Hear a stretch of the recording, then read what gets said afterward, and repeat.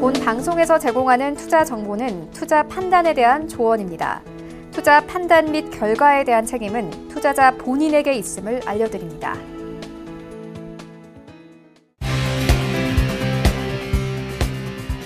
슈퍼스탁 발굴 프로젝트 글로벌 슈퍼스탁의 김민아입니다. 글로벌 증시를 짓누르던 불확실성 하나가 해소됐습니다. 이탈리아가 내년도 예산안에서 재정 적자 규모를 축소하겠다고 밝힌 건데요. 이에 화답이라도 하듯 뉴욕 증시와 국제 유가가 어제장 상승했습니다. 이번 이슈가 우리나라 증시 그리고 중국 증시에도 긍정적인 영향을 미칠 수가 있을까요? 글로벌 슈퍼스탁 지금 바로 출발해 보겠습니다. 저희 방송은요, 서울경제TV 홈페이지 그리고 톡스타 홈페이지를 통해서 함께 하실 수가 있습니다. cntv.co.kr, 톡스타.co.kr을 통해서 접속해 보시기 바랍니다. 참고로 본 방송에서 제공하고 있는 정보는 투자 판단에 대한 조언일 뿐 주식의 가치나 수익률을 보장하고 있지 않습니다. 저희 서울경제TV는 자본시장법을 준수하여 일대일 투자 상담, 유사수 신행위, 무인가 영업행위, 불법 대여의 정보 및 가입 권유 등 모든 불법 사항들 엄중하게 금지하고 있습니다. 출발하기 이전에 시장 동향부터 체크해 보도록 하겠습니다. 네, 먼저 국내 증시로 가보도록 하겠습니다. 어제장 코스피 지수는 기관의 순매수에 힘입어서 닷새 만에 반등에 성공했는데요. 오늘장도 빨간불 켜주면서 가지고 있습니다. 현재는 0.03%대 소폭 오르면서 2083포인트 지나가고 있습니다. 수급 동향도 함께 체크해 보도록 하죠. 오늘장 코스피에서는요, 기관과 외국인이 모두 팔고 있습니다. 기관은 이로써 하루 만에 매도세로 전환했습니다. 이어서 코스닥 지수도 함께 체크해 보도록 하겠습니다. 오늘장 코스닥 지수는요, 현재 0.23%대 하락 중입니다. 693포인트 지나가고 있는데요. 이 시각 수급 동향도 함께 체크해 보도록 하겠습니다. 오늘장 코스닥 지수는 개인만 나홀로 지수를 이끌어주는 모양새입니다. 497억 원대 매수가 나오고 있고요. 반면에 기관과 외국인이 모두 매도세입니다. 이어서 하여선물 지수 만나보도록 하겠습니다. 먼저 나스닥 지수입니다. 현재는 0.73%대 하락하고 있습니다. 6,624포인트 지나가고 있고요. S&P 500 지수도 함께 체크해 보도록 하죠. 0.54%대 하락 중입니다. 2,655포인트 지나가고 있습니다. 이어서 달러 인덱스는요, 이탈리아 재정안의 수정 가능성, G20 정상회담 등의 이슈가 호재로 작용하는 모습입니다. 현재는 97포인트까지 올라왔습니다. 다음으로 골드입니다. 골드는 혼조세가 지속되고 있습니다. 현재 거래가는요, 0.07%대 오르면서 1223달러에서 거래 중입니다. 마지막으로 크루드오일입니다. 어젯밤에는 반발 매수세가 강하게 들어오는 모습이었는데요. 현재는 51.49달러에서 거래 중입니다. 네, 계속해서 중국 시장으로 가보도록 하겠습니다. 어제장 상해종합지수는 다시 한번 하락했습니다. 0.14%대 밀렸고요. 2,575포인트에서 마감했습니다. 반면에 항생지수는 급등하면서 마쳤는데요. 1.73%대 급등하면서 26,000선을 회복했습니다. 26,376포인트에서 마감했네요. 이어서 9시 기준으로 암호화폐 시세 확인해 볼게요.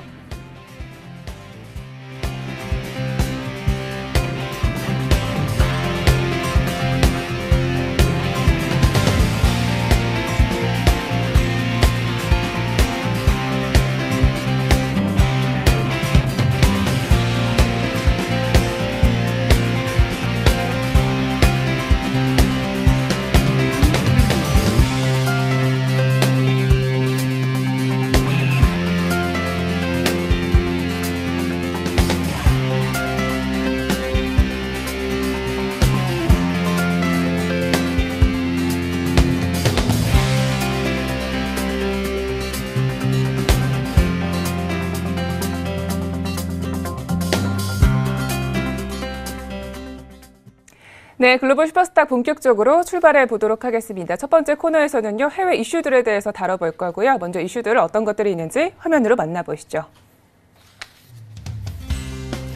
첫 번째 글로벌 이슈입니다. 각종 이슈에 흔들리는 국제 유가의 향방이 이번 주말 열리는 G20 정상회의에서 판가름 날 수 있다는 전망이 제기되고 있습니다. 그 이유와 앞으로의 국제 유가 방향성에 대해서 진단해보는 시간 잠시 후에 만나보시죠. 두 번째 글로벌 이슈입니다. 유럽연합과 영국이 브렉시트 합의를 마무리했습니다. 하지만 가장 큰 숙제가 남아있는데요. 바로 반발이 심한 영국 의회의 비준 통과 여부입니다. 만약 영국 의회의 통계가 실패로 돌아갈 경우 어떤 상황이 벌어지게 될지 잠시 후에 자세히 분석을 해보겠습니다. 네, 글로벌 이슈에 대해서 좀 더 자세하게 이야기를 나눠보도록 하겠습니다. 오늘은요, 김은수 멘토님과 함께합니다. 네, 멘토님 안녕하세요. 네, 안녕하세요. 네, 반갑습니다. 네. 오늘부터 또 화요일 함께 해주신다고요? 네. 알겠습니다. 또 글로벌 이슈를 자세하게 분석을 도와주시겠습니다. 자, 첫 번째 이슈부터 살펴보도록 하겠습니다. 이 국제유가가요, 한 달 반 만에 30% 넘게 폭락을 하면서 현재 50달러를 또 붕괴를 눈앞에 두고 있는데요. 유가 방향성에 대해서 짚어보는 시간을 가져보죠. 네, 맞습니다. 지금 현재 국제유가가 이 전장에는 좀 상승 마감을 했습니다. 하지만 지금 50달러 선의 붕괴 직전에 있는 그런 상황이라고 볼 수가 있는데, 현재 지금 이런 유가의 가격 자체가 1년여 만에 최저 수준으로 곤두박질을 친 모습입니다. 1월 브렌트유도 이 배럴당 60달러 선이 무너지면서 이 지난해 11월 3일 이후에 1년 만에 최저 수준을 보이고 있습니다. 이 유가 하락에 있어서 가장 크게 작용한 것은요, 아무래도 도널드 트럼프 미국 대통령을 뽑을 수가 있겠죠. 이 저유가를 지지하는 발언을 계속하고 있는 가운데 이 전 세계적으로 비난을 받고 있는 이 무함마드 이 빈살만 사우디 왕세자와 이 카슈크지 이 사건, 암살 사건이 있지 않습니까? 그런 여부와 관계없이 미국과 이 사우디의 친분을 과시했습니다. 즉 트럼프는 최대 산유국 중의 하나인 이 사우디를 좀 지지를 하면서 이 사실상 자신이 원하는 이 저유가 쪽으로 이제 끌어들이는 이제 유도하는 방향으로 조정을 하고 있다라고 보실 수가 있는데, 이 전 세계적으로 비난을 받고 있는 사우디가 이 미국이 정치적인 지지를 해줌으로써 이 그 대가로 유가 인하를 바라고 있는 셈입니다. 사실상 사우디 입장에서는요, 이 자국 경제를 위해서라면 이 유가가 어느 정도 유지돼야 하는 게 맞는 상황입니다. 그럼에도 이번 카슈크지 사건으로 이 전 세계 비난을 이제 한 몸에 있게 받고 있기 때문에 이 유일하게 지지를 하고 있는 트럼프 대통령의 이 눈치도 봐야 되는 상황인 거죠. 그러니까 유가를 이제 계속 내리기는 못하고, 그렇다고 트럼프의 눈치는 봐야 되겠고, 좀 이도저도 못하는 그러한 상황이라고 볼 수가 있는데, 지금 다음 달 6일에 예정되어 있는 오펙 정례 회의에서도 그렇기 때문에 이 감산 합의를 단행하기가 조금 어려워진 형국입니다. 여기에다가 지금 저유가에다가 이 플러스 주요 산유국의 증산 여파도 이 유가 하락의 이유로 꼽을 수가 있는데요.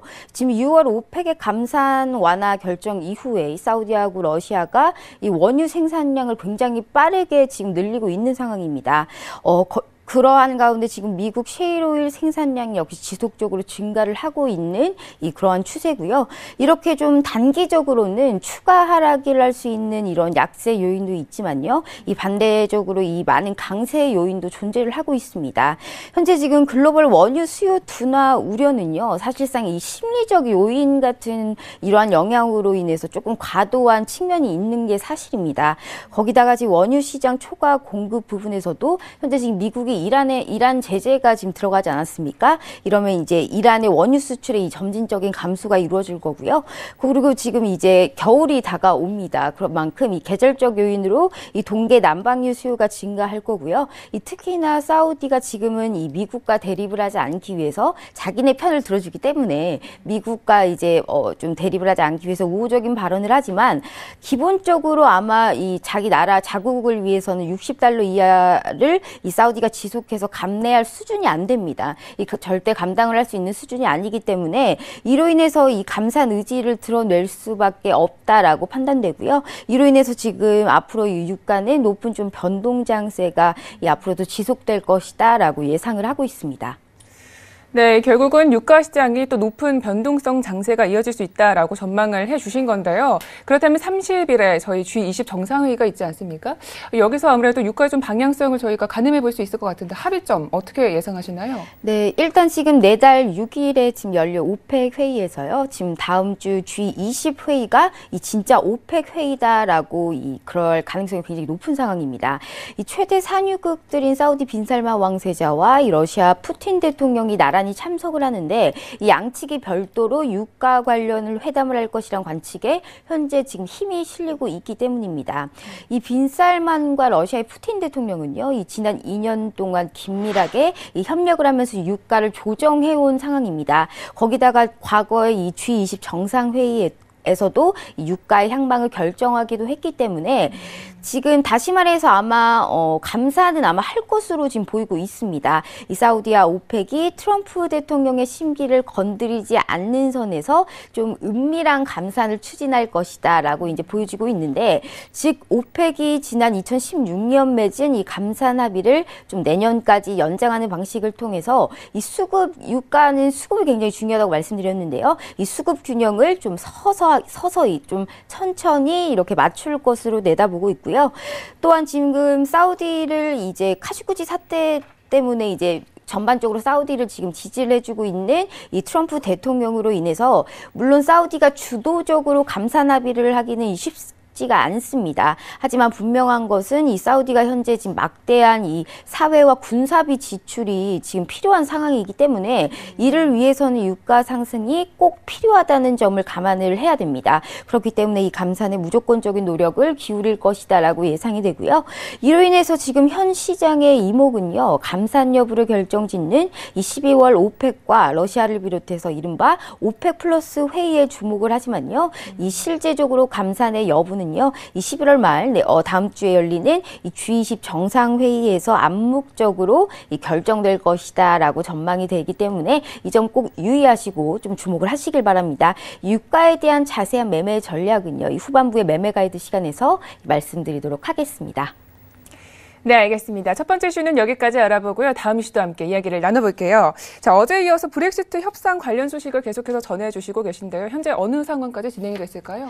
네, 제가 지금 어제에 이어서 지금 브렉시트 관련 소식을 좀 전해드리고 있는 상황입니다. 그만큼 유럽에서 상당한 큰 영향력을 차지하는 이슈이기 때문인데요.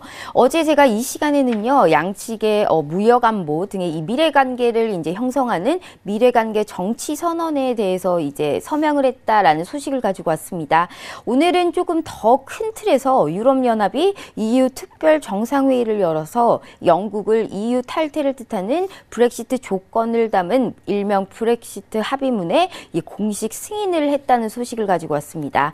이로써 지금 영국과 EU는요, 2016년 6월 이 브렉시트 국민투표 이후에 지금 무려 2년 5개월 만에 지금 조금 공식적으로 이제 협상이 마무리가 되게 됐는데요.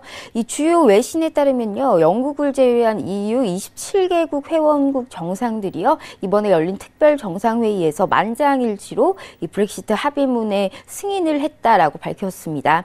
이제 남은 건요, EU와 영국 의회를 통한 합의문을 이제 합의문의 이 비준입니다. 이 EU에서는 비준 동의안이 좀 무난하게 통과가 예상이 되지만요, 이 영국 의회에서는 여전히 반발성이 크기 때문에 지금 브렉시트를 이제 어떻게 반발하는 이유로 인해서 이제 장담할 수가 없다라고 볼 수가 있습니다.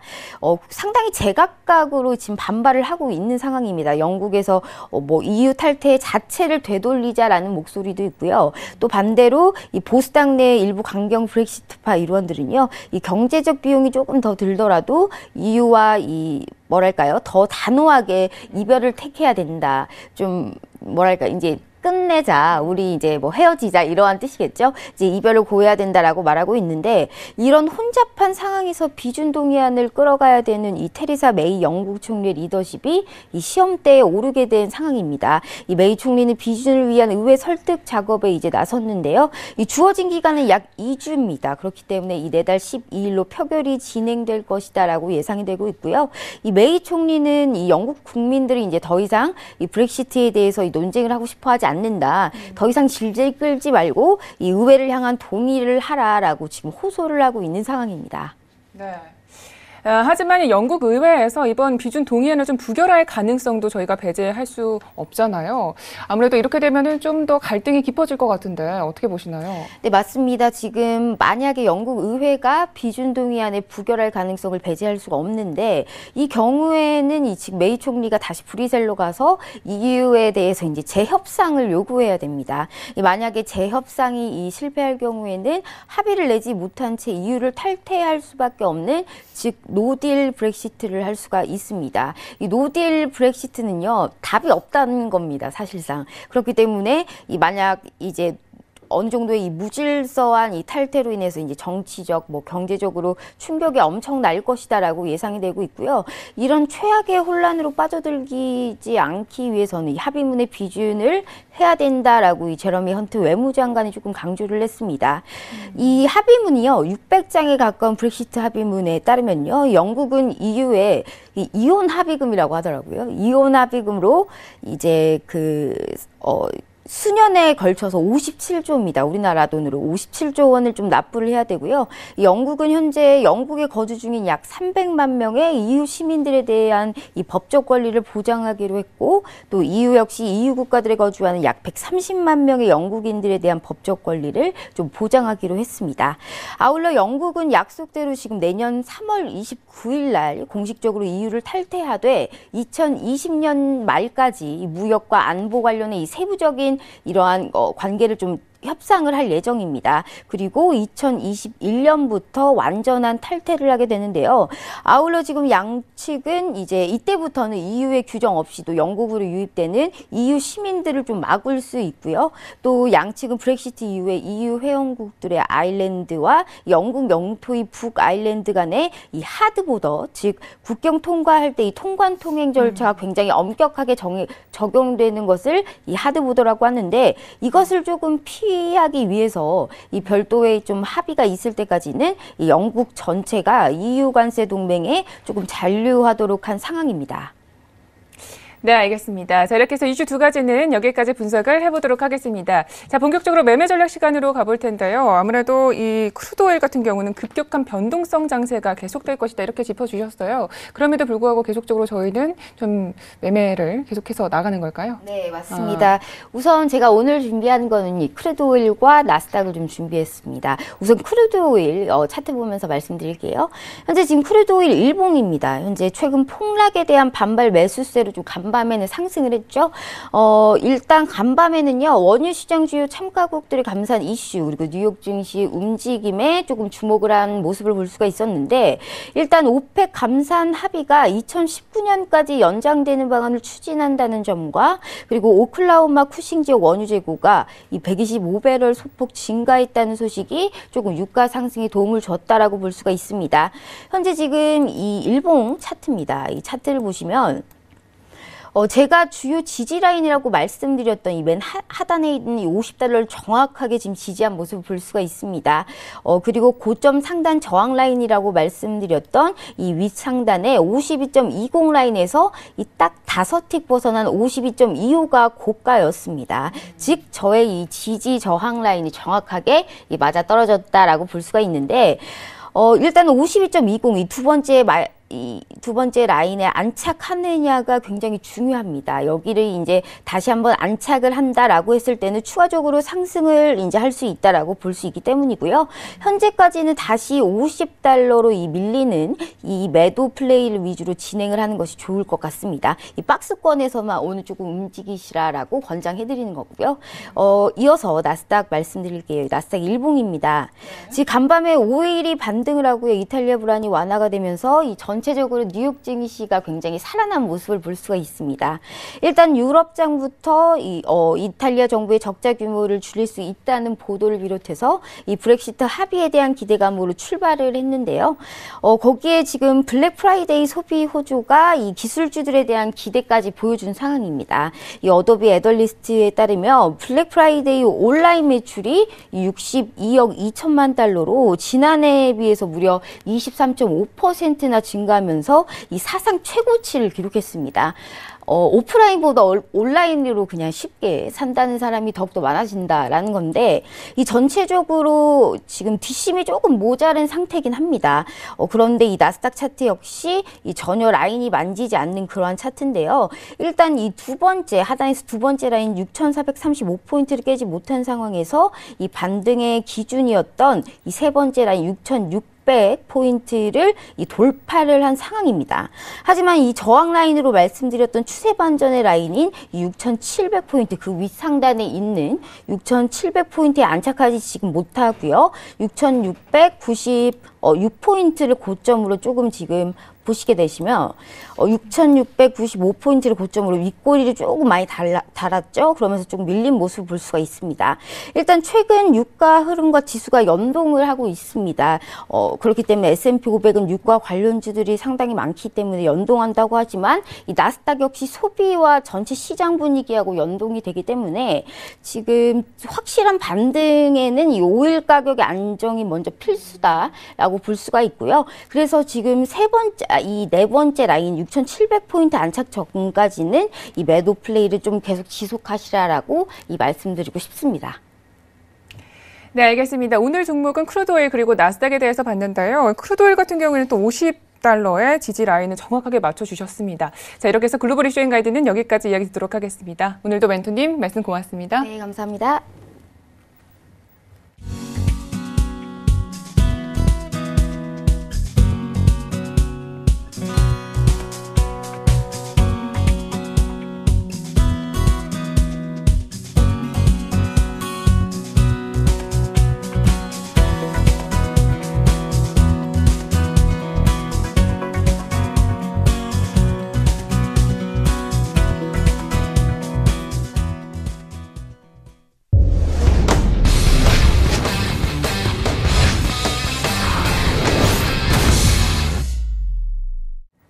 네, 차이나 이슈 앤 가이드 시작하도록 하겠습니다. 상해종합지수는요, 지난주 금요일에 크게 하락한 이후에 올라오지 못하고 있는 모습을 보여주고 있습니다. 이 철강석 가격이 계속해서 떨어지는 부분이 증시를 압박하는 요인이라고 하는데요. 시황 자세하게 분석을 해보고 오늘의 이슈도 자세하게 점검을 해보도록 하겠습니다. 첫 번째 차이나 이슈입니다. 독일의 보험회사 알리안츠 그룹이 외국계 보험사 최초로 100% 지분을 보유한 중국 지주회사 설립 허가에 성공했습니다. 시장에서는 이번 알리안츠 그룹의 행보를 통해 중국 금융업 시장 개방에 대해서 가능성을 점쳐보고 있는데요. 관련 소식 잠시 후에 만나보시죠. 두 번째 차이나 이슈입니다. 중국 온라인 여행사 퉁청이롱이 홍콩 증시 상장 첫날 26%나 급등하면서 화려한 데뷔를 마쳤습니다. 퉁청이롱의 앞으로의 주가 향방에 대해서 살펴보는 시간 두 번째 차이나 이슈 분석을 통해서 확인해 보시죠. 네, 본격적으로 차이나 이슈 앤 가이드 시작을 해보도록 하겠습니다. 오늘은요, 김정철 멘토님과 함께합니다. 네, 멘토님 안녕하세요. 네, 안녕하십니까. 네, 반갑습니다. 자, 이슈 분석하기에 앞서서 전일장 마감 시황에 대해서 분석을 해볼게요. 네, 일단 중국 증시 같은 경우는 사실 뭐 좋지는 않았습니다. 좋지는 않는데 일단은 우리가 주요 이제 저항을 계속 지켜야 된다라고 하는 부분들에 대해서는 지지라인이죠. 지지라인 지켜야 된다는 부분에서는 그래도 어느 정도 지지라인은 그래도 버텼다. 2,500, 깨지는 않았다는 부분이 우리한테는 좀 상해종합 같은 경우는 2,500을 깨지 않았다는 부분이 우리한테는 좀 그래도 긍정적이지 않나 뭐 이렇게 좀 보여지고요. 그리고 반면에 이제 항생지수 같은 경우는 그래도 조금 상승한 모습을 보여줬습니다. 근데 정고점에서 맞고 밀렸기 때문에 정고점 맞고 밀린 부분이 조금 이제 우려가 되고 이 다음부터 이제 상위종합 홍콩 항생지수 같은 경우는 지금 26,500포인트의 저항이 하나 있는데 이 저항대에 거의 이제 다다라온 모습이죠. 그래서 일단 26,500까지는 그래도 좀 상승할 가능성이 좀 있다. 그리고 거기서 이제 저항을 맞을 가능성이 있기 때문에 이 저항권에 다다랐을 때 이제 트레이딩 전략을 잘 세우는 게 중요할 것 같고요. 상위종합 같은 경우는 이제 수폭 밀렸었고 선전 성분지수, 그 다음에 창업반 지수도 많이 하락을 했는데요. 일단은 업종별로 약간 살펴보자면 이제 천원짜리 하락이 뭐 증시 큰 악재라고 하는데 그거 별로 크게 상관없습니다. 상관없고요. 최근 가격은 그냥 무인화 때문에 가격이 내려가는 거고 이 부분 때문에 물론 어제 철강업종이 하락하기 했습니다만은 어제 농림업이나 석유, 석탄 이쪽도 하락을 많이 했기 때문에 원자재 전체적으로 좀 그렇다고 보시면 될 것 같고 그리고 중요한 거는 미중 무역 전쟁 때문에 결국 밀린 거거든요. 미중 무역 전쟁 때문에 밀린 거기 때문에 그거 이제 크게 원자재랑 연관 짓기보다는 그리고 이번 주에 중국이 PMI가 나오는데 이 PMI에 대한 경계감이에요. 경계감이라고 보시면 좋을 것 같습니다. 그러니까 PMI 지표가 과연 중국이 발표하는 걸 믿을 수 있는 수준이냐, 50을 넘는다는, 50, 어차피 이제 예상치는 50 초반까지, 완전 50대 초반까지 완전히 내려왔기 때문에, 그러면 이제 만약에 예상치와 비슷하게 결과가 나왔을 때 과연 믿을 수 있느냐, 이 부분에 대한 문제입니다. 그래서 그런 경계감, 지표 경계감도 좀 있기 때문에요. 상해종합 같은 경우는 조금 좋지 않은 그런 모습을 보여주고 있고, 그리고 이제 어제 밀렸던 증시에서 상해종합이 이제 크게 못 올랐던, 이제 사폭 오려고 했는데 힘을 못 썼던 큰 이유 중에 하나가 뭐냐면, 일단 미국하고 중국하고 무역전쟁에서 서로 실무 협상을 먼저 해야 돼요. 이번 주에 협상하고 다음 주에 만나야 되는데 협상이 거의 난항을 보이고 있습니다. 거의 잘 안 되고 있기 때문에 이 부분에 대해서 우리가 좀 어떻게 진행될지, 제가 봤을 때 이번 협상은 그냥 대충 진행하고 트럼프하고 시진핑이 주석하고 그냥 살짝 그냥 미소만 띄고 끝나지 않을까, 일단 그렇게 보고 있으니까요. 일단 중국 증시에 조금 더 급격한 V자 반등, 이 부분은 조금 기대는 아직까지는 하지 말자, 이렇게 좀 얘기를 좀 드리고 싶습니다. 네, 알겠습니다. 그러니까 철강석 가격의 요인이라고 보기는 보다는 미중 갈등이 증시를 움직이는 주요 요인이다, 이렇게 말씀을 해주셨습니다. 자, 그렇다면 이슈 분석을 구체적으로 또 해보도록 하겠습니다. 중국이 독일 알리안츠 그룹의 중국 내 100% 지분을 갖출 수 있는 지주회사 설립을 허가했다라고 하는데요. 외국계 회사로서는 최초라고 합니다. 자세한 내용 들어볼게요. 네, 일단 25일 중국은행보험관리감독위원회에서 독일 알리안츠 보험의 중국 보험 지주회사 설립을 인가를 했는데, 내인가거든요. 이게 내인가인데, 내인가 같은 경우가 이제 본인가 직전 단계입니다. 근데 내인가 하는 회사가 본인가 안 된 적이 없어요. 그러니까 한마디로 본인가 된다라고 보시면 좋을 것 같은데, 이제 은행보험관리감독위원회죠. 은보감회라고 합니다. 줄여서. 네, 은보감회 같은 경우는 외국계 보험사가 약 100% 지분을 가지고 있는 지주회사 설립을 승인한 게 이 알리안츠가 처음입니다. 보험사 최초고요. 알리안츠 이제 설립준비팀을 구성해가지고 1년 내로 구체적인 설립 준비를 하고, 또 이후 6개월 내에 은보감회가 이제 본인과 승인 절차를 완료하면 이제 정식으로 영업을 할 수 있게 됩니다. 그러니까 최대 1년 6개월이 걸리는 거죠. 이제 지금 시작한다고 해도. 근데 중국이 이제 100% 지분을 인정한 상태에서 1년 6개월 질질 끌어가면서 이거를 막을 것 같지는 않고요. 제가 봤을 때는 인가가 내년 내에 아마 나오지 않을까, 그렇게 좀 생각하고 있고요. 그 내년 상반기에 아마 나올 수도 있습니다. 그리고 이조도 1년 6개월 안에 이제 지주회사 설립하게 되는데, 알리안츠 그룹 같은 경우는 아마도 이제 전체적으로 원래 알리안츠가 영업을 하고 있습니다. 중국에서 합작회사로 영업을 하고 있는데, 거기서 이제 100% 지분 가지고 있는 회사로 영업을 이제 할 수 있는 그런 정기를 마련했다, 이렇게 볼 수 있겠습니다. 네, 사실 중국 같은 경우는 금융업계에서 특히 자국 기업 보호에 앞장서 왔는데요. 이번 이슈를 통해서 금융업계에서 개방 가능성을 저희가 점쳐볼 수 있는 게 아닐까요? 예, 미국과 중국 무역전쟁에서 이제 중국의 협상 카드가 바로 이겁니다. 그러니까 금융 개방이죠. 근데 적극적인 개방은 사실상 불가능하고요. 특히 이제 증권, 외환, 여기는 절대로 안 열어줄 거고요. 그래서 가장 피해가 적은 보험업은 그나마 좀 낫습니다. 왜냐면 보험업 같은 경우는 일단 중국인 대상으로, 로컬 대상으로 이제 영업을 하죠. 그럼 중국 사람들이 보험료를 내면 그 보험료를 가지고 투자를 하게 되는데, 투자를 할 때 이게 이제 보험료 가지고 투자를 하게 되면 이게 고객 자산이기 때문에 특별 계정에 해당해요. 특별 계정에 해당하면 운용세 측들이 아주 꼼꼼하게 만들 수 있거든요. 그럼 운용세 측에 대한 감시를 할 수가 있기 때문에 사실상 가장 피해가 적은 게 보험업 쪽이다. 중국이 개방을 했을 때 가장 피해가 적은 게 보험업 쪽이기 때문에 먼저 보험을 개방했고요. 그 다음에 전체적인 분위기는 금융업 개방의 과정 속에 있다, 이렇게 볼 수 있겠습니다만은, 중국 같은 경우는 이제 4월에 이제 금융시장 개방 관련해서 구체적인 로드맵을 발표했었죠. 그 발표 한날 제가 글로벌 슈퍼스타 시간에 소개를 해드렸습니다. 근데 외자 진출을 막는 등 이제 각종 규제를 줄이는 것을 목표로 하고 있는데, 일단 보험업이 그 테스트 부대가 될 것으로 보입니다. 그러니까 알리안츠뿐만 아니라요. 현재 우리나라에 있는 코리안리라는 재보험사가 있어요. 코리안리 역시 마찬가지로 승인을 받았고요. 그다음 프랑스 국가교육공제조합 등이 이제 승인을 받았습니다. 그러니까 우리나라랑 프랑스랑 일부 몇 개 회사가 지금 승인을 받은 상태예요. 근데 코리안리 같은 경우는 재보험사이기 때문에 이제 B2B 보험이죠. 그러니까 개인 상대로 보험을 하는 게 아니고 B2B 보험이기 때문에 크게 영향이 없다고 하지만, 그래도 중국 시장은 그래도 진출했다, 이렇게 볼 수 있겠고요. 알리안츠 같은 경우는 이제 중국의 중신증권하고 이제 합작 방식으로 현재 중국에서 생명하고 화재 보험업을 영업을 하고 있는데, 이 부분을 이제 아마 중신증권하고 하는 것뿐만 아니라 이제 자기 지주회사 설립해가지고 거기서 진행하는 그런 방법을 아마 취하지 않을까 그렇게 좀 생각을 해볼 수 있겠네요. 네, 알겠습니다. 자, 계속해서 두 번째 이슈도 함께 이야기를 나눠보도록 하겠습니다. 텐센트가 투자한 것으로 지난번에 소개해 주셨던 중국의 온라인 여행사 기업이죠. 퉁청이롱이요. 상장 첫날부터 26%나 급등했다고 합니다. 이번 상장에 대한 부분 어떻게 보고 계신가요?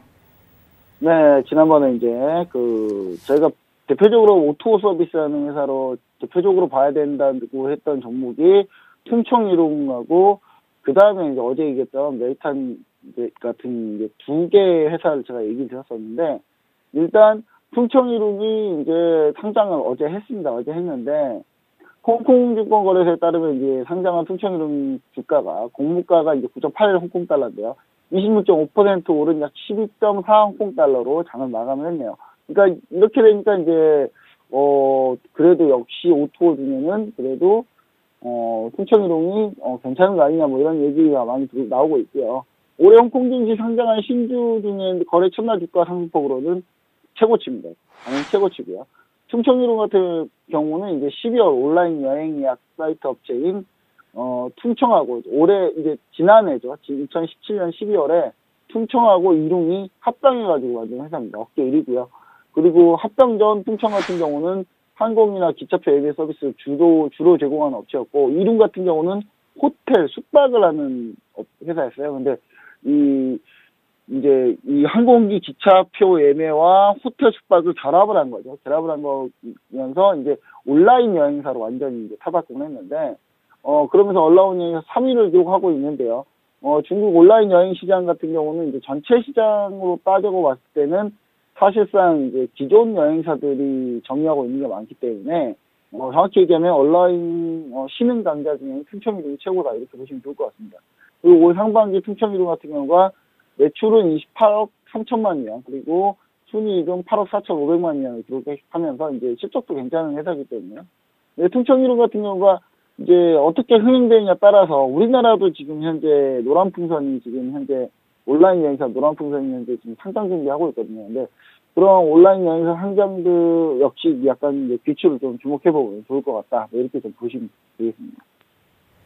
네, 알겠습니다. 그렇다면 향후에 퉁청이롱의 좀 주가 방향성은 어떻게 될지 궁금한데요. 사실 중국 내에서는 아직도 여행사 기업들의 경쟁이 좀 심하다고 하고, 어저께 소개해 주셨던 이 메이탄 템핑 주가도 상장 시보다 지금 현재 굉장히 많이 하락한 수준이거든요. 앞으로 좀 주가 방향 어떻게 보시는지요? 아주 긍정적으로 보지는 않습니다. 일단 뭐 상장 첫날 화려하게 데뷔는 했는데요. 사실 거래 대금이 745 홍콩달러밖에 안 됐어요. 그래서 투자자들이 여전히 관망하고 있다 이렇게 좀 보여지고요. 상장 전부터 기대를 모았던 제가 소개했던 종목 중에 샤오미도 있었습니다. 샤오미 같은 경우가 지난 7월에 상장한 이후로 현재까지 상장 첫날까지 아직도 회복하지 못하고 있습니다. 그래서 이 부분을 봤을 때 상장한다고 상장해서 첫날 잘 나왔다고 뭐 그렇게 좋아할 건 아직 이르다 이렇게 보고 있고요. 메이탄 댐핑 같은 경우도 약 20% 정도 지금 상장 첫날 주가보다는 하락한 상태입니다. 그래서 그리고 이제 이 중에 이제 가장 좀 기대가 좀 많았던 헬스케어 전문 유니콘 기업인 이제 그러니까 핑안하오이성이라고 하는데 우리나라 브랜드명으로는요 핑안코닥터입니다. 핑안코닥터라는 헬스케어 업체가 있고 이것도 한번 소개를 시켜드렸는데 주가가 약 마이너스 37%로 폭락한 상황입니다. 그래서 아무래도 이 홍콩 증시가 살아나려면 중국과 미국 무역전이 어느 정도 해결이 되고 외국인 투자자들이 좀 적극적으로 좀 들어와야 가능하다라는 부분을 반드시 좀 우리가 좀 염두를 해야 되고요. 아직까지는 상장 첫날 화려하게 데뷔했지만 이 주가 흐름이 상승세에서 퉁청이로 계속 간다. 뭐 그러진 않을 것 같고요. 일단은 조정받으면서 다시 한번 주가 방향성 잡지 않을까. 그렇게 좀 보여집니다. 네, 알겠습니다. 자, 이렇게 해서 이슈 두 가지는 여기까지 분석을 해보도록 하겠습니다. 자, 본격적으로 기업 분석 시간으로 가보도록 하겠습니다. 우리 이슈에서 보험사 관련한 이슈를 또 다뤄본 만큼 저희가 접근해볼 업종에 보험사 포함이 되어 있을까요? 네, 뭐 보험사하고 샤오미니까 오늘 이슈 한 거 다 전부 다 할 건데요. 일단 먼저 샤오미 먼저 보시면은 최근 인도 시장이 호조죠. 샤오미가 지금 호조인데 그럼에도 불구하고 지금 차트 보시면 주가가 별로 반등은 안 했어요. 그러니까 지금 현재 인도 시장에서 1위를 계속 달리고 있는데 주가가 지금 소폭 반등했습니다. 지금 제가 여기서 이제 매수를 제시해 드렸고요. 근데 이제 차세대 먹거리 부분이 이제 가전으로 선택을 한 게 이제 투자자들이 좀 약간 실망했죠. 그러니까 뭐냐면 전통적인 가전하고 붙어가지고 과연 우리나라의 LG, 삼성하고 붙어가지고 과연 샤오미가 승리할 수 있을까? 물론 저가긴 하지만, 저가 컨셉으로 하지만, 이게 가능할까라는 부분에 약간 의문은 좀 있습니다. 근데 샤오미가 인도에서는 성적이 나쁘진 않아요. 가전도. 근데 치열하게 인도 시장에서 삼성전자하고 경쟁을 하고 있기 때문에, 이 역시 이제 경쟁을 많이 하다 보면 마케팅 좀 많이 들어가기 때문에, 좀 현재 약간 이 부분이 좀 악재인 것 같고요. 지금 제가 얘기 들었을 때 12홍콩달러에서 제가 이제 매수를 했었는데, 12홍콩달러에서 매수를 하고, 그 다음에 이제 추가적인 상승을 현재, 보여주는 상태입니다. 근데 지금 이제 15.50이 목표가였거든요. 이 라인이 일단 2차 목표가인데, 여기까지 아직 못 오고 있습니다. 못 오고 있어서, 제가 봤을 때는 이 부분을 보면은 일단은 지금 현재, 13.70 라인이 한 예정이 되거든요. 13.70 라인을 깨지면, 이때 좀 모두 수익 실현하는 그런 전략. 그러니까 목표가와 이 라인 사이에 터치를, 어디든 터치를 하게 되면, 수익 실현하고 나온다. 이런 생각으로 좀 접근하시면 좋을 것 같고요. 정말 샤오미 이제 지지부진하기 때문에 약간 빠지는 방법이 좀 좋을 것 같고, 신규 매수 하지 않을 거고요. 보유자분들만 좀 이렇게 좀 대응하시면 좋을 것 같습니다. 그리고 제가 두 번째로 제가 오늘 한 두 종목까지 하는데요. 일단은 중국 평안보험입니다. 중국 평안보험 그룹인데, 대표적인 중국 보험사 인보험 1위입니다. 인보험 1위 회사고요. 최근 중국 증시 하락에도 가장 잘 버틴 종목이 중국 평안보험입니다. 중국 증시 보시면은, 여기서 보통 중국 증시를 어떻게 하냐면요. 중국 증시 같은 경우는 보통, 이렇게 해서 폭락했죠. 근데 평안보험은 계속 이렇게 버티고 있었어요. 그래서, 생명보험계 선두이고요. 근데 이번에 알리안츠보험이 이제 진출을 하게 되면, 100% 자회사로 이제 100% 지주회사로 진출하게 되면 평안보험그룹 같은 경우는 최대 경쟁자를 만나게 되는 거예요. 이러면서 이제 ING나 이런 기업들이 다 들어오기 시작해버리면 이제 상당히 좀 힘들지 않을까 이런 생각도 하는데, 근데 이미 이제 합작회사들하고 경쟁을 해본 경험이 있습니다. 그래서 크게 달라지지 않을 거라는 시각도 있는데, 추가적인 주가 상승은 좀 쉽지는 않다. 최근에 이제 알리안츠 허가 나온다는 얘기 듣고 좀 이렇게 좀 살짝 밀리고 있거든요, 계속. 그래서 이제 71.500 홍콩달러에서 지금 이게 저희가 매수한 상태인데, 이 라인이죠. 이 라인에서 매수한 상태인데, 지금 제가 봤을 때는 현재 상황에서 이제 80홍콩달러가 2,000원가가 있습니다. 80홍콩달러 2,000원가를 터치를 했죠. 터치를 한 상태인데, 2,000원까지가 85.300이었는데, 이 85.300 라인까지 기다리지 않고요, 일단. 매매를 오늘 트레이딩 수익 실현하고 종료하는 방향으로, 좀 보려고 합니다. 왜냐면 중국 경쟁이 좀 치열한 부분은 약간 좀 지켜볼 필요가 있기 때문에 이 부분 같은 경우는. 근데 지금 당장 영업을 하는 건 아닙니다만은, 이 부분 노이즈가 낄 가능성이 좀 있다. 이렇게 좀 보시면 좋을 것 같네요. 네, 알겠습니다. 오늘의 종목은 두 종목이었는데요. 샤오미 그리고 중국 평안보험그룹이었습니다. 평안보험그룹 같은 경우에는요. 조금 더 기다려보자라는 말씀까지 모두 들어봤습니다. 자, 이렇게 해서 차이나 쇼인 가이드는 여기까지 이슈 정리하도록 하겠습니다. 멘토님 오늘 또 말씀 고맙습니다.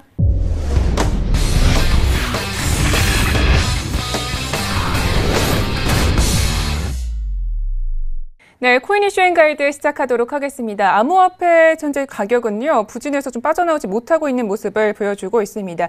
지금의 시장 상황이 코인의 미래에는 어떤 영향을 미치게 될지 이슈를 통해서 분석해 보도록 하겠습니다. 첫 번째 코인 이슈입니다. 지속되는 암호화폐 시장의 하락 국면 속에서 비트코인 선물 거래에 대한 인기가 심상치 않습니다. 비트코인 선물 거래란 무엇이고 이것이 과연 암호화폐 시장의 대안이 될 수 있을지 자세히 알아보겠습니다.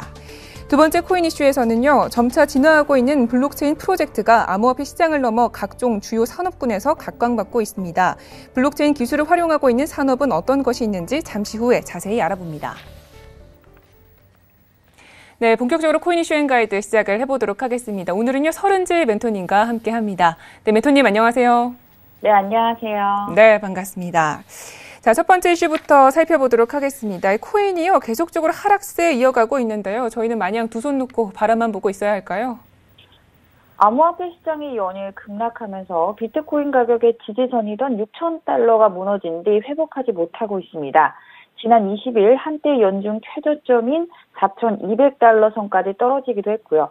비트코인이 4,300달러 아래로 하락하면서 지난 일주일 거래일 만에 이제 비트코인의 시세는 약 25%가량 낮아진 것입니다. 비트코인뿐만이 아닙니다. 다른 암호화폐 가격들도 대부분 동반 하락하는 모습을 보였습니다. 금융정보업체 인베스팅닷컴에 따르면 이더리움은 지난 22일에 전일 대비 11.46% 내린 약 132달러, 라이트코인은 8.78% 낮아진 약 33달러에 각각 거래가 되었습니다.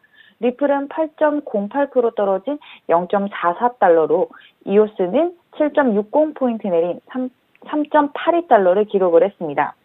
암울한 시장이 지속되는 가운데 코인 현물 시장에 대한은 바로 코인 선물 시장입니다. 대표 암호화폐인 비트코인 가격이 연초 대비 4분의 1 토막으로 추락하는 등 가상화폐 시장 침체가 지속되고 있지만 비트코인 선물 거래량을 통해 알 수 있듯이 비트코인 선물 거래에 대한 관심은 아직 불이 꺼지지 않았습니다. 비트코인 선물 거래는 지난해 12월 10일 사상 최초로 시카고 옵션 거래소에서 시작하였으며 뒤이어 지난해 12월 17일부터 시카고 상품 거래소에서도 거래가 되고 있습니다. 네, 그러니까 코인 선물 시장의 대안이 될 수 있다 이런 말씀을 해주신 것 같은데요. 비트코인 선물 거래는 아직까지 생소한 분들이 좀 많을 것 같습니다. 자세한 설명 부탁드릴게요. 네, 비트코인 선물 거래란 무엇인가라는 물음에 대한 답을 하기 이전에 선물 거래에 대해 알아보겠습니다. 선물 거래란 대표적인 파생 상품의 한 종류로 영어명 퓨처스 트레이딩에서 유추할 수 있듯이 일정 기간 후에 일정량의 특정 상품을 미리 정한 가격에 사거나 팔기로 계약을 하는 거래를 말합니다. 즉, 거래할 상품의 미래 가치를 평가하고 미래의 가격을 현재의 가격으로 거래합니다. 따라서 금이나 원유와 같은 현물 투자는 현재의 가치를 보고 투자하지만 선물은 미래의 가치를 예측하여 투자한다는 점에서 다릅니다. 그렇다면 비트코인 선물 거래는 미래에 정해진 날짜에 현재 정한 가격으로 비트코인을 사거나 팔 수 있다는 것을 가능하다는 그런 정의를 할 수 있습니다. 좀 더 이해하기 쉽게 예를 들어 보겠습니다. 한국에서 미국으로 자동차를 수출하는 업자가 있다고 가정해 볼게요. 이 수출업자는 미국 수입업자로부터 주문을 받고 난 뒤 적어도 수개월에 걸쳐서 자동차를 생산하고 운송합니다. 환율은 1초 단위로도 시시각각 가격이 변하기 때문에 거래가 끝난 후 거래 대금을 받았을 때 자동차 수출업자는 달러의 가치가 떨어져 있길 바라진 않을 것입니다. 달러당 1,000원이던 환율이 800원이 된다면 20%나 손해를 보게 되는 것이니 말이죠. 그래서 자동차 회사는 이런 현물 시장의 위험을 줄이고자 외환 선물 시장에서 매도 포지션, 즉 숏 포지션을 취해 위험을 해지합니다. 요즘처럼 암호화폐 시장이 연일 급락하는 비관적인 상황에서도 비트코인 선물 거래로 수익을 볼 수 있는 이유도 바로 무조건 이 기초자산이 올라야 수익을 보는 현물 매매가 아니라 비트코인 가격이 하락할 것이다라는 전망에 베팅하는 숏 포지션이 가능하기 때문입니다. 비트코인 선물 도입에 대한 의견이 분분하긴 하지만 비트코인 선물 거래 시장은 시장이 어느 한쪽으로만 치우쳤을 때 매수 포지션에 대한 매도 포지션을 잡을 수 있게 함으로써 변동성을 낮추는 효과를 기대할 수 있습니다. 교환 수단으로서 가격 변동성이 크다는 이유로 그동안 비판을 받아온 비트코인이 이처럼 가격 변동을 해지할 수 있게 된다면 비트코인에 대한 부정적인 시각이 달라질 수 있는 요인이 될 것입니다. 그뿐만 아니라 비트코인 선물 거래는 가상화폐가 제도권으로 편입됨으로써 투자자에게 신뢰를 줄 수 있다는 긍정적인 효과도 있습니다. 세계 최대 선물 옵션 거래소인 시카고 상품 거래소와 시카고 옵션 거래소에서 비트코인 선물 상품 거래가 가능해짐으로써 암호화폐인 비트코인이 자산으로 인정받아 제도권 시장에 진입했다는 것이 가장 큰 의미라고 할 수 있습니다. 네, 그렇군요. 그런데 최근에 큰 낙폭이요, 또 투자의 기회로 활용할 수도 있다 이런 전망들도 나오고 있던데요. 네, 하지만 비트코인 선물에 대한 긍정적인 시선만 존재하는 것은 아닙니다. 일각에서는 선물 거래가 비트코인 가격 하락을 견인한다는 의견도 있습니다. 비트코인 가격 하락의 전환점에 비트코인 선물 거래가 도입됐다는 주장도 존재합니다. 금융상품의 가격이 오르기 위해서는 상품의 미래 가치를 낙관하는 투자자들의 수요가 꺾이지 않아야 하는데 선물 시장에서는 가치 하락에 대한 의견도 반영되기 때문에 이 비트코인 가격 하락을 주도할 수 있다는 것입니다. 그리고 선물 거래의 특성상 레버리지를 이용한 투자로 예치된 금액 이상의 손실을 발생할 수 있는 투자 위험이 높아 이로 인해 금융위기가 올 수 있다는 우려 섞인 목소리도 크게 들립니다. 국내의 경우에는 정부가 비트코인 등 암호화폐를 파생상품 기초자산으로 인정할 수 없다는 입장입니다. 암호화폐 선물 시장에 대한 논쟁은 여전히 현재 진행형으로 보이지만 비관론자와 긍정론자가 섞여 건강하고 성숙한 가상화폐 시장의 미래를 기대해 봅니다. 네, 알겠습니다. 그렇다면 우리 멘토님의 생각에 대해서 여쭤보도록 하겠습니다. 이 비트코인의 선물 거래에 대해서 어떻게 전망하시나요? 네. 선물 거래는 현물 거래와 달리 매도라는 개념도 공존하기 때문에 충분히 하락장에서도 수익을 낼 수 있습니다. 비트코인 차트만 대충 보셔도 매도 추세입니다. 이런 장에서 어떻게 매수만으로 수익을 낼 수 있을까요? 선물에 대해 생소하신 분들 많으실 텐데 여러 기초자산에 대한 선물은 다양합니다. 특히 지수 선물을 예로 들어볼게요. 한국의 코스피 200 지수에 기초한 코스피 200 선물이 존재합니다. 뉴욕 시장에서도 나스닥에 기초한 나스닥 선물이 존재합니다. 선물이 존재한다고 해서 무조건 하락장이 나오는 건 아닙니다. 선물의 아쉬운 점은 하락장에선 손실이 불가피하지만 선물은 매도로 하락장에서도 수익 창출이 가능합니다. 당연히 상승 추세일 때는 선물 매수로도 수익 창출이 가능하고요. 양방향 매매가 가능하기 때문에 수익 방어에 아주 유리합니다. 이런 하락장에서는 선물 거래를 익히셔서 현물의 손실을 선물 수익으로 상쇄하는 방안을 택하시는 게 좋습니다. 알겠습니다. 다음 이슈도 함께 살펴보도록 하겠습니다. 최근에 블록체인 산업에 대해서 관심이 점점 커지고 있는 것 같습니다. 네, 올해 초 암호화폐 투자로 시작된 블록체인에 대한 관심은 이제 암호화폐를 벗어나 기업 비즈니스 거래의 투명성과 효율성을 증가시키는 혁신적인 기술로 자리를 잡아가고 있습니다. 이를 반증하듯이 국내에서는 블록체인 도입을 검토하는 기업 및 정부의 기관이 늘어나고 있습니다. 참 반가운 일이죠. 이미 글로벌 시장에서는 블록체인의 개념 증명 및 파일럿 단계를 마친 글로벌 기업들이 상용 비즈니스에 블록체인 네트워크를 도입한다는 내용을 발표하고 있습니다. 실제 블록체인 기술을 적용한 솔루션을 공식 출시하기도 하고 있습니다. 진화하는 블록체인이 상용화 단계에 접어들고 있다는 것이죠. 대표적인 사례 중 하나로 세계 최대 해운사인 머스크와 IBM이 합작한 트레이드렌즈 공급망 플랫폼을 들 수 있습니다. 기존 물류 시스템에서 발생하는 비용과 시간, 거래의 복잡성을 줄이기 위해 블록체인 기술을 시스템에 적용했고 약 1년여간 POC 단계를 거쳐 지난 8월 공식 출범했습니다. 100여 개의 물류 관련 기업들이 이 플랫폼에 가입했고 실제로 해상 운송 시간과 거래 시에 발생되는 비용을 절감하고 있습니다. 이미 1억 5,4만 개가 넘는 선적 데이터가 저장된 이 트레이드 렌즈에는 지금도 하루에 100만 건 이상의 데이터가 실시간에 가깝게 업데이트되고 있습니다.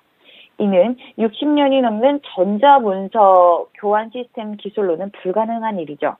이로써 블록체인을 바탕으로 전 세계 공급망 관련 문서를 디지털화해 이제 실시간으로 운송 정보를 확인하는 일이 현실화됐습니다.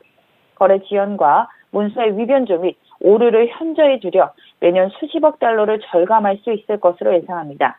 더 많은 업계 관계자들의 참여를 장려하는 동시에 머스크와 IBM은 트레이드 렌즈를 통해 업계의 표준을 만들어 나가고 있습니다. 네, 확실히 이 블록체인 기술 덕분에 편의성이 높아지고 있는 것 같습니다. 현재 이 해운 운송업에 대해서 보셨는데요. 다른 사례들은 없을까요? 네, 글로벌 상용 사례는 비단 해운업계에만 한정되는 것은 아닙니다.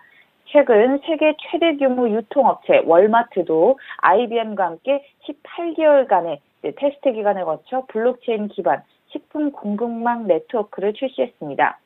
IBM 푸드 트러스트로 불리는 이 네트워크를 통해서 식품 원산지로부터 소비자까지의 모든 유통 과정이 블록체인 기반 클라우드에 저장이 됩니다.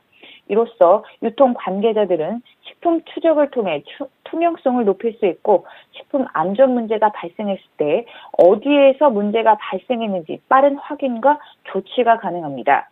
네트워크상에서 단 몇 초면 식품 원산지를 찾을 수 있습니다. 예전에는 시금치에 문제가 생기면 시금치 코너에 들어간 모든 시금치를 리콜해야 했습니다. 하지만 블록체인 기술을 활용하면 이 문제가 발생한 시금치 농가에서만 제품을 리콜하면 됩니다. 이는 식료품 리콜 과정에 소요되는 비용을 80%까지 절약할 수 있습니다. 전 세계 33개국 12,000개의 지점을 가지고 있는 이 글로벌 유통업체 까르푸도 푸드 트러스트 블록체인 네트워크를 사용할 것이라고 밝혔습니다. 까르푸 브랜드 제품에 대한 고객들의 신뢰를 높이기 위해 도입을 결정했으며 오는 2022년까지 전 세계 모든 까르푸 브랜드로 이 블록체인 네트워크 활용 범위를 늘릴 예정이라고 합니다. 블록체인 기술을 이용해 식품 에코시스템 내의 추적성과 가시성을 통해 보다 안전하고 믿을 수 있는 상품을 제공할 예정입니다. 네, 알겠습니다. 이렇게 해서 코인 이슈는 여기까지 이야기 듣도록 하겠습니다. 멘토님 오늘도 말씀 고맙습니다. 네, 감사합니다. 네, 오늘도 저희 글로벌 슈퍼스탁은 해외 선물과 중국 주식 그리고 해외 암호화폐까지 전 세계를 대상으로 유망 투자 종목 발굴하기 위해서 열심히 달려왔습니다.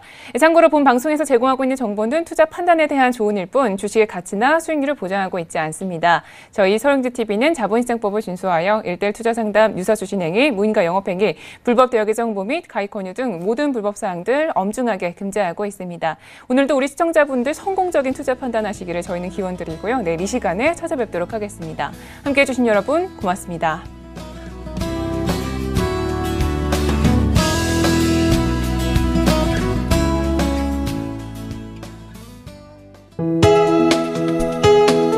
본 방송에서 제공하는 투자 정보는 투자 판단에 대한 조언입니다. 투자 판단 및 결과에 대한 책임은 투자자 본인에게 있음을 알려드립니다.